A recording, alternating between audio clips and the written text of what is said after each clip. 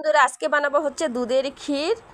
তো তার জন্য আমি সবার প্রথমে যে দুধটা বসিয়ে দিয়েছি, আর এটা হচ্ছে গরুর দুধ। তো এটা হচ্ছে গিয়া গুড লাইফ কোম্পানির দুধ, যে কোনো দুধ দিয়েও বানাতে পারবে, তবে লিকুইড দুধ হতে হবে। তো এই যে দুধটা বসিয়ে বেশ কিছুক্ষণ আমি জাল করে নিচ্ছিলাম।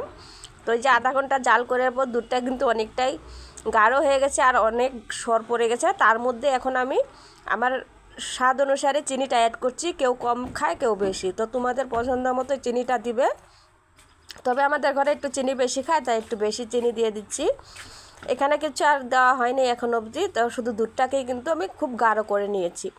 দুধটা গাঢ় হয়ে যাওয়ার পর এই যে 1 প্যাকেট গুঁড়ো দুধ আমি এখানে অ্যাড করছি। এটাতে আরও টেস্টটা বেশি বেড়ে যাবে, তার কারণে। তো এই দুধটা দিয়ে কিন্তু আবার ভালো করে সুন্দর করে ঘেঁটে দিচ্ছি, ভালো করে মিলিয়ে দিচ্ছি যাতে কোনো দলা না পাকায়।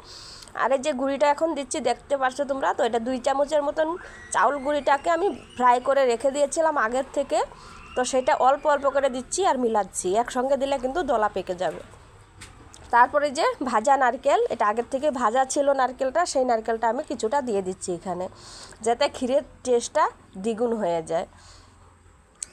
নারকেলটা দেওয়ার পর আবার ভালো করে নাড়িয়ে চাড়িয়ে বেশ কিছুক্ষণ নাড়ার পরে এই দেখো চাউলের গুঁড়াটা দেওয়ার ফলে কিন্তু আরও অনেকটা গাঢ় হয়ে গেছে। এবার বেশ কিছুক্ষণ ফুটিয়ে নেব।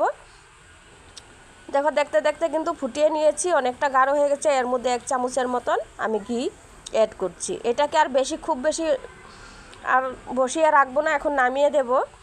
তবে যে ঘিটা দেখতে পাচ্ছ সেটা একটু মিলিয়ে দেবো চিনি দিয়ে ভালো করে। এই তো একটু মিক্স করে দিচ্ছি আর কি। এই ক্ষীরটা বানালে যেরকম খেতে টেস্ট, এরকম কিন্তু রুটির সাথে হোক, ব্রেডের সঙ্গে হোক, বাচ্চারাও খুব সুন্দর খাবে, একজনকে দিতেও ভালো লাগে।